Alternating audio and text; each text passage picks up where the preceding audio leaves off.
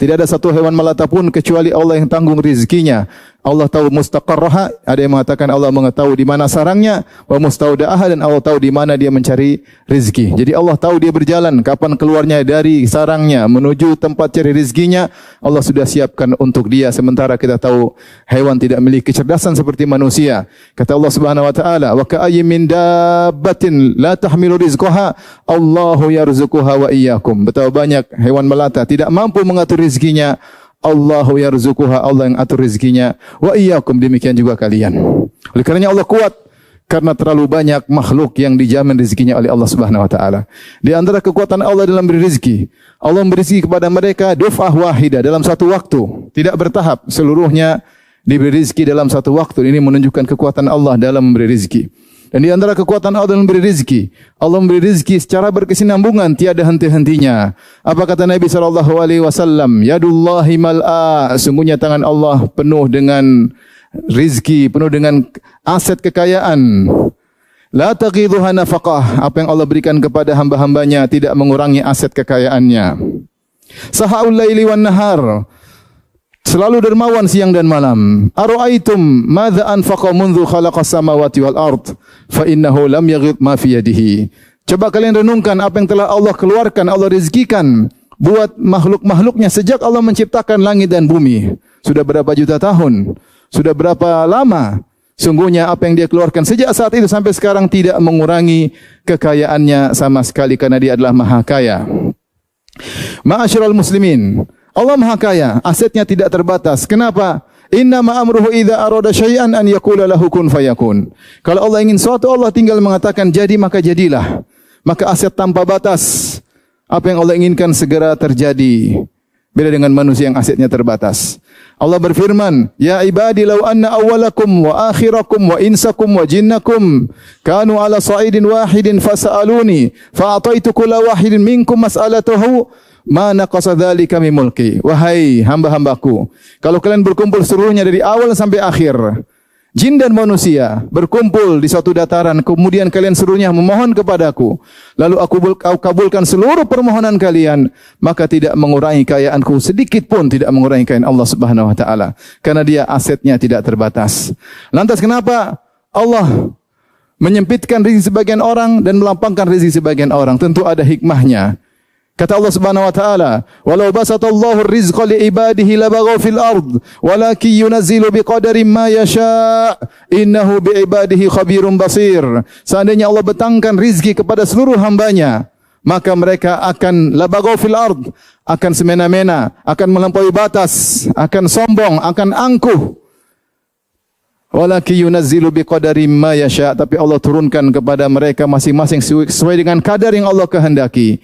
Innahu bi ibadihi khabirum basir. Allah Maha tahu, Maha ngerti secara detail tentang hamba-hambanya. Demikian manusia, kalau diberi kekayaan sering angkuh, sering sombong, melampaui batas. Kalla innal insana la yatgha ar-ra'ahu istaghna. Ketahuilah manusia itu akan la yatgha, melampaui batas, berbuat zalim. Ar-ra'ahu istaghna, tatkala dia merasa dia sudah kaya. Karenanya Allah tidak memberikan semua harta kepada manusia, karena bisa jadi mereka menjadi angkuh dan sombong. Demikian juga di antara hikmah Allah menjadikan rizki bertingkat-tingkat agar rotasi kehidupan bisa berjalan, ekosistem bisa berjalan. Ada yang kaya, ada yang miskin, sehingga bisa terjadi rotasi kehidupan. Kata Allah Subhanahu wa taala, "Ahum yaqsimuna rahmata rabbik, nahnu qasamna ma'isyatahum fil hayatid dunya." Nahnu qasamna bainahum ma'isyatahum fil hayatid dunya wa rafa'na ba'dahum fawqa ba'dhin darajat liyattakhidha ba'dhum ba'dhan sukhriya. Kata Allah, apakah mereka yang mau bagi-bagi rahmat kami, bagi-bagi rezeki kami? Kamilah yang mengatur rezeki kehidupan mereka di antara mereka dalam kehidupan dunia. Kami jadikan sebagian lebih kaya daripada yang lainnya. Buat apa? Liyattakhidha ba'dhum ba'dhan sukhriya, agar sebagian bisa menggunakan sebagian yang lain. Ini di antara kesempurnaan takdir Allah Subhanahu wa taala. Allah menjadikan ekosistem dunia bisa berjalan. Maka manusia tidak semuanya kaya. Kalau semuanya kaya tidak ada yang diperintah. Kalau semuanya miskin, lantas siapa yang memerintahkan? Maka Allah jadikan ada yang kaya, ada yang miskin, dan masing-masing dengan tugasnya dan ujiannya masing-masing. Oleh karena jika seorang diberi rezeki oleh Allah Subhanahu wa taala, setelah dia berusaha, yakinlah bahwa itu yang terbaik baginya jika dia mensyukuri rizki tersebut. Aqulu qouli hadza astaghfirullah li wa lakum wa lisa'il muslimin kulli dhanbin khati'ah fastaghfiruhu innahu huwal ghafurur rahim.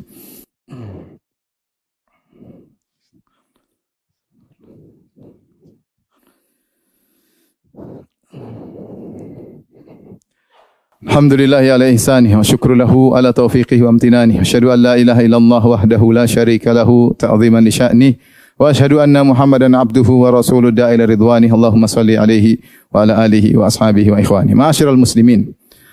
Sungguhnya rezeki tidak seperti yang disangka oleh sebagian orang hanya berupa materi. Rezeki adalah semua yang bermanfaat bagi manusia. Oleh karenanya para ulama bagi rezeki menjadi dua, rezeki materi dan rezeki non materi. Rezeki materi jelas, tempat tinggal, kendaraan, harta emas dan yang lainnya ya. Rezeki non materi juga banyak, tidak kalah penting, kesehatan, kenyamanan, keamanan, ketentraman, memiliki kehidupan rumah tangga, keimanan, apalagi rezeki terkait dengan agama, keyakinan, ketenangan hati.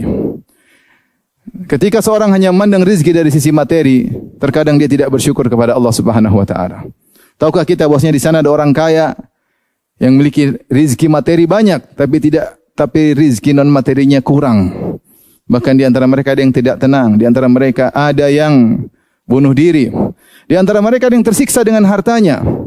Kata Allah Subhanahu wa taala, "Fala tu'jibuka amwaluhum wala auladuhum, innama yuridullahu liyu'adzibahum biha fil hayatid dunya." Janganlah kau takjub dengan harta mereka dan anak-anak mereka. Sungguhnya Allah ingin menyiksa mereka dengan harta mereka tersebut. Adakah orang tersiksa dengan hartanya? Ada. Dia sibuk cari harta setengah mati. Dia takut hartanya berkurang. Dia takut ada saingan bisnisnya. Dia takut dikejar-kejar orang sehingga dia harus keluar bawa bodyguard dan selalu hidupnya seperti itu. Sebagian orang diberi jabatan yang tinggi. Ada seorang pejabat pernah berkata kepada saya, banyak orang jam 2 malam sudah tidur, adapun saya terkadang jam 2 malam baru mulai rapat. Ada rizki materi diberikan, tapi belum tentu dia mendapatkan rizki non materi. Maka seorang jika memandang rizki dari dua sisi, dia banyak-banyak bersyukur kepada Allah Subhanahu wa taala. Ada orang memiliki tempat tidur yang mewah, namun dia susah tidur. Sementara si fulan mungkin rizkinya biasa-biasa saja, dia mudah sekali tidur, meletakkan kepalanya, langsung mudah tertidur dengan pulas. Demikian juga perlu kita perhatikan, ternyata rizki yang ada di dunia cuma sedikit. Tidak ada nilainya dibandingkan dengan rizki yang Allah siapkan di alam barzakh. Terlebih lagi rizki yang Allah siapkan di akhirat kelak. Maka jangan terpedaya, sibuk mencari rizki yang sedikit ini sehingga lalai dengan jatah rizki di alam barzakh. Terlebih lagi di akhirat kelak. Kata Allah Subhanahu wa taala tentang para syuhada, "Wala tahsabanna alladhina qutilu fi sabilillahi amwata, bal ahya'un 'inda rabbihim yurzaqun." Janganlah engkau menyangka bahwasanya orang-orang yang meninggal di medan pertempuran, yang syahid adalah mayat-mayat. Justru mereka sedang hidup, yaitu di alam barzakh. Di sisi Allah, yurzaqun, mereka dapat rizki. Ternyata di alam sana ada rizki yang lebih hebat daripada rizki dunia, rizki di alam barzakh. Terlebih lagi rizki di akhirat. Allah berfirman, "Kullama ruziqu minha min thamaratir rizqa, qalu hadha alladhi ruziqna min qabl, wa utu bihi mutasyabiha." Ketika penghuni surga diberi rizki berupa buah-buah di surga, mereka mengatakan, sungguh ini pernah diberikan rizki kepada kami dunia. Di sini Allah sebutkan dua rizki. Rizki di surga, dan ketika mereka memakan buah-buahan di surga, kata mereka, ini seperti yang pernah dirizkikan kepada kita di dunia. Itu warnanya sama, tapi hakikat rasanya berbeda. Allah menamakan di surga dengan rizki, sebagaimana Allah namakan di dunia dengan apa? Rizki. Ketika Nabi disuruh oleh Allah untuk menasihati istri-istrinya agar tidak mencari dunia, kata Allah Subhanahu wa taala, "Ya ayuhan nabi, qul li azwajika in kuntunna turidul hayatad dunya wa zinataha fata'alaina umatti'kunna wa usarrihkunna sarahan jamila." Wahai istri-istriku, kalau kalian, wahai Nabi, katakanlah kepada istri-istrimu, wahai istri-istriku, jika kalian ingin kehidupan dunia dan perhiasannya, maka kemarilah, aku akan kasih, tapi aku akan mencarikan kalian dengan cara yang baik. Yaitu para istri Nabi, kalau tidak zuhud, tidak pantas menjadi istri-istri Nabi. Kata Nabi, silakan saya kasih harta, tapi setelah itu kita cerai. Wa in kuntunna turidna Allah wa rasulahu wad daral akhirah, fa inna Allah atadna lil muhsinati minkunna ajran azima. Kalau kalian ingin mencari akhirat, Allah dan akhirat, maka Allah akan siapkan ganjaran yang besar. Setelah itu Allah berfirman, Ya nisa'an nabi, may yaqnut minkunna lillahi wa rasulihi wa ta'mal salihah, nu'tiha ajraha marratain wa a'tadna laha rizqan karima. Wahai istri-istri Nabi, siapa di antara kalian yang taat beribadah dan beramal saleh karena Allah dan Rasulnya, maka kami akan berikan dia ganjaran 2 kali lipat, wa a'tadna laha rizqan karima, dan kami akan siapkan rizki yang mulia di surga kelak yang tidak ada bandingannya dengan rizki dunia. Kata Allah Subhanahu wa taala kepada Nabi sallallahu alaihi wasallam, "Wa la tamuddanna 'ainaika ila ma matta'na bihi azwajan minhum zahratal hayatid dunya linaftinahum fi wa rizqu rabbika khairu wa abqa." Wahai Muhammad, janganlah kau panjangkan pandanganmu kepada sekelompok orang yang kami berikan rizki kepada mereka harta dunia. Zahratal hayatid dunya, hanya kesenangan dunia yang akan cepat sirna. Kemudian kata Allah, wa rizqu rabbika khairu wa abqa, dan rizki dari Rabbmu, maksudnya di akhirat kelak, lebih baik dan lebih kekal. Maka wahai kaum muslimin yang mungkin rizkinya disempitkan oleh Allah ketika di dunia, bersabarlah. Sungguhnya rizki dunia tidak ada apa-apanya. Rizki di akhirat jauh lebih baik. Seorang berusaha mencari rizki dunia, tapi kalau Allah kasih dia sesuai dengan yang dia dapatkan, ketahui yang terbaik baginya. Allah siapkan rizki yang jauh lebih baik di akhirat kelak. Maka jangan seorang semangat mencari rizki di dunia dengan segala cara, akhirnya dia tidak dapat jatah rizki di alam barzah yang hidupnya bakalan lama di sana. Kemudian dia ternyata tidak dapat rizki di akhirat kelak. Waliyadzubillah. Oleh karenanya ketika mencari rizki, carilah dengan cara yang halal. Rizki dunia sudah ditetapkan, ditempuh dengan halal atau dengan cara haram, sama saja hasilnya tidak berubah. Kata Nabi sallallahu alaihi wasallam, "Inna ruhal qudusi nafatha fi rawi, anna nafsan lan tamuta hatta tastakmila rizqaha." Sungguhnya Jibril menyampaikan wahyu kepadaku bahwasanya tidak satu jiwa pun yang meninggal sampai dia sempurnakan rezekinya sesuai dengan jatahnya. Fa ajmilu fi talab, kalau begitu carilah rizki dengan cara yang baik. Fa ajmilu. Ada 2 tafsir. Ada yang mengatakan fa ajmilu yaitu cari cara dengan cara yang baik. Ada yang mengatakan fa ajmilu yaitu jangan terlalu ngoyo. Harus ada waktu beribadah. Jangan kau cari rizki sehingga kau lupa sang Maha Pemberi rizki. Jangan kau cari rizki di dunia sehingga kau gadaikan atau kau tumbalkan jatah rizkimu di akhirat. Kemudian kata Nabi sallallahu alaihi wasallam, "Khudhu ma halla wa da'u ma haram." Ambillah yang halal dan tinggalkan yang haram. Karena kau berusaha semaksimal pun kau tempuh cara haram, tetap saja jatahmu sama saja untuk rezeki di dunia. Semoga Allah Subhanahu wa taala memberikan kepada kita rezeki dunia dan rezeki di